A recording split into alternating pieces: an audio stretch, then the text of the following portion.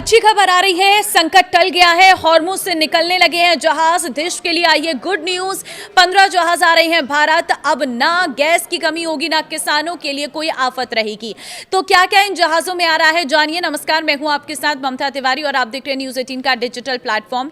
Waste Asia में युद्ध थम गया है और करीब दुनिया की 20% तेल गैस जरूरतों को पूरा करने के लिए जिम्मेदार स्ट्रेट ऑफ हॉर्मुज से फ्यूल लगे जहाजों की आवाजाही भी शुरू हो गई है। ये भारत ही नहीं बल्कि दुनिया के लिए बड़ी राहत है, क्योंकि हॉर्मुज बंद होने की वजह से भारत, पाकिस्तान, बांग्लादेश से लेकर ब्रिटेन जैसे देशों ने बड़ा संकट झेला है। लेकिन अब ये टल गया है। अमेरिका ईरान के बीच शांति होने और हॉर्मुज से जहाजों का निकलना शुरू होने के साथ ही भारत सरकार ने बड़ा कदम उठाया है, जो तेल गैस से जुड़ी बड़ी राहत माना जा रहा है। दरअसल सरकार ने संकट में लागू किए गए इमरजेंसी नेचुरल गैस सप्लाई नियमन आदेश के तहत जारी अधिकतर प्रतिबंधों को वापस ले लिया है।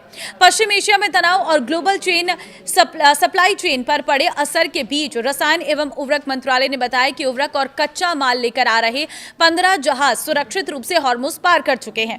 सरकार का कहना है कि किसानों के हित की सुरक्षा और देश में उर्वरकों की उपलब्धता सुनिश्चित करने के लिए सभी जरूरी कदम उठाए गए हैं। मंत्रालय ने कहा है कि इन 15 जहाजों में से 8 जहाजों में 3.32 lakh metric ton LMT urea, 4 जहाजों में 2.57 LMT डाई अमोनियम फॉस्फेट और मतलब यानी कि DAP और 3 जहाजों में 1.11 LMT सल्फर है। ये सभी भारत आ रहे हैं। मंत्रालय ने यह भी बताया कि 5 और जहाजों के भारत के लिए रवाना होने का कार्यक्रम है। रसायन और उर्वरक मंत्री जगत प्रकाश नड्डा ने कहा है कि पश्चिम एशिया में चल रहे संघर्ष ने ग्लोबल सप्लाई चेन को बुरी तरह से प्रभावित किया, जिससे उर्वरक की बढ़ती कीमतें और उसकी शिपमेंट में भी लगने वाला जो वक्त है वो बढ़ गया था। उन्होंने बताया है कि विदेशों में मौजूद भारतीय मिशनों ने उर्वरक विभाग को संभावित ग्लोबल उत्पादकों और सप्लायर्स से संपर्क करने में सक्रिय रूप से मदद की है। जेपी नड्डा ने कहा है कि उर्वरक विभाग राज्य सरकार के साथ लगातार तालमेल बिठा रहे हैं, जिससे क्षेत्रीय स्तर पर उपलब्धता और पारदर्शी वितरण सुनिश्चित किया जा सके। उन्होंने ये भी कहा है कि प्रधानमंत्री नरेंद्र मोदी के नेतृत्व में सरकार ने सुनिश्चित किया है कि किसानों के हितों को पूरी तरह से उनकी रक्षा हो। मंत्रालय ने यह भी बताया है कि फर्टिलाइजर प्लांट को होने वाले नेचुरल गैस की सप्लाई, जो कुछ वक्त के लिए करीब 65% तय की गई थी, घट गई थी, अब पूरी तरह से 100% बहाल हो गई है। मंत्रालय ने आगे कहा है कि उसने 197.56 लाख मीट्रिक टन फर्टिलाइजर का स्टॉक जमा कर लिया है, जो देश की 383.9 LMT की सालाना फर्टिलाइजर जरूरतों का 51% से अधिक है। उसने बताया कि फर्टिलाइजर के इंपोर्ट और घरेलू उत्पादन में की गई कोशिशों से देश भर में फर्टिलाइजर की पर्याप्त उपलब्धता सुनिश्चित हुई है।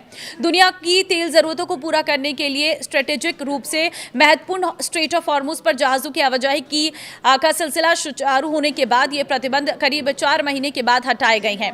तो US ईरान वॉर की शुरुआत होने के बाद स्ट्रेट ऑफ हॉर्मुज बंद होने पर बीते 9 मार्च को घरेलू मार्केट में गैस तेल की किल्लत से निपटने के लिए सरकार ने आवश्यक वस्तु अधिनियम के तहत जरूरी इमरजेंसी प्रतिबंध लागू किए थे। वहीं भारत अपनी तेल गैस जरूरतों का अधिकतर हिस्सा आयात करता है और उसका एक बड़ा हिस्सा स्ट्रेट ऑफ हॉर्मुज से आता है। तो युद्ध के दौरान इसके बंद होने से दोनों ही जरूरती ईंधन की कमी देखने को मिली थी।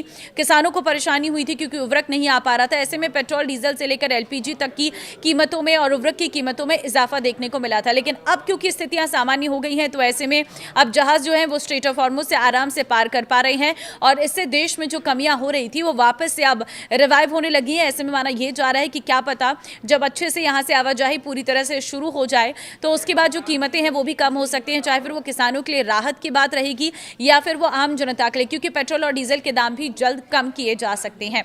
आप अपनी राय जरूर दें और इस वीडियो को शेयर कर दें। नमस्कार।